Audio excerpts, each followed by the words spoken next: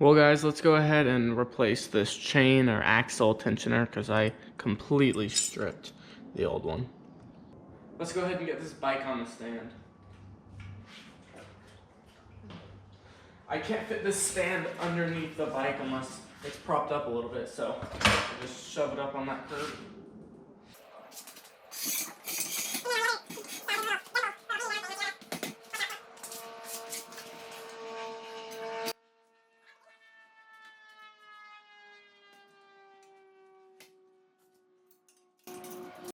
For me, it's a lot quicker just to remove this caliper at the beginning, so just go ahead and take these two 12mm bolts out.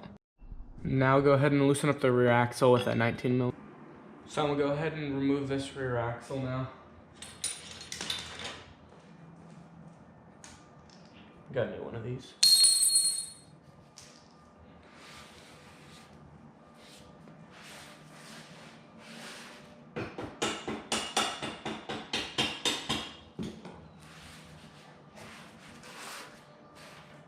Just pulling out the bolt from this other side.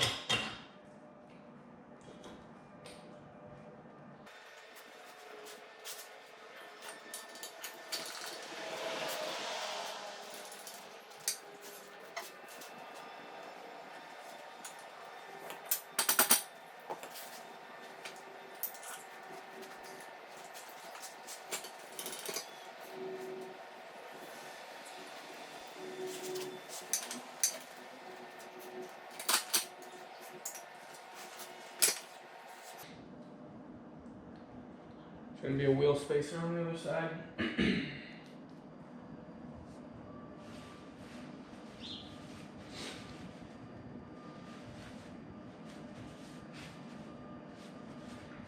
So the reason I took this caliper off is usually this disc will just stick to this, but now it just fell out.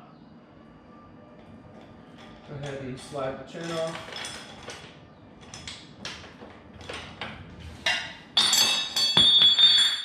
It's loud. There you go.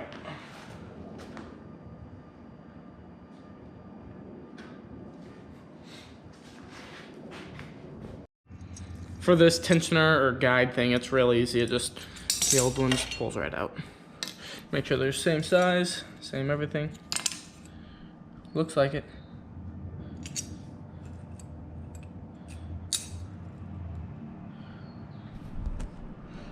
Yeah, should be good.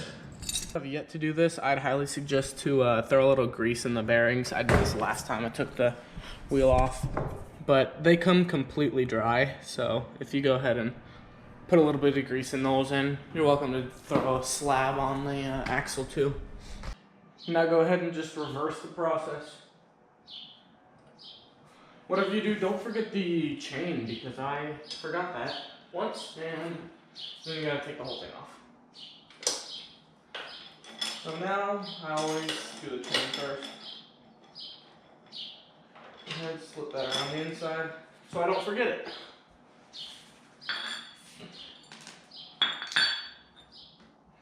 And then here you can see this part right here just slides right there.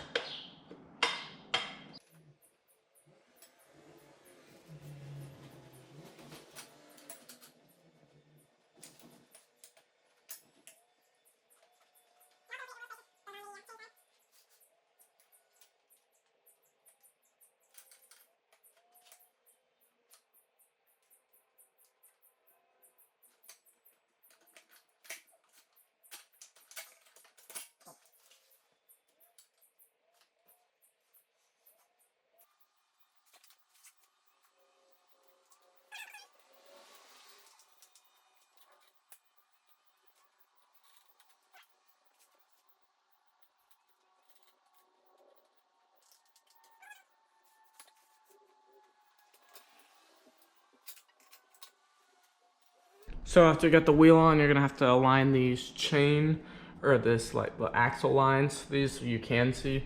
The other ones are extremely hard to see.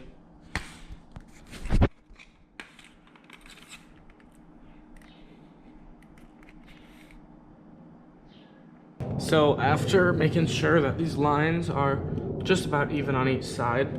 Also checking the length of these, of the leftover threads. I did that on each side. Lines seem to be pretty even.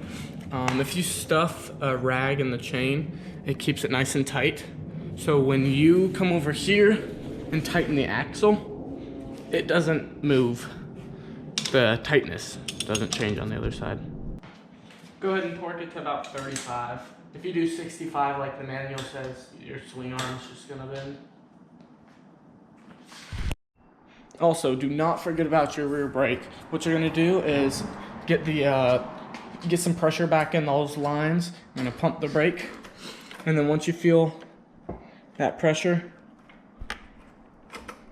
you're gonna hold down on that brake, and while holding down, you're gonna go ahead and tighten those.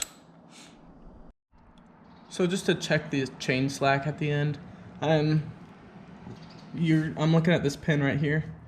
Goes down to about 3, up to 2. It's about an inch of travel. Not terrible.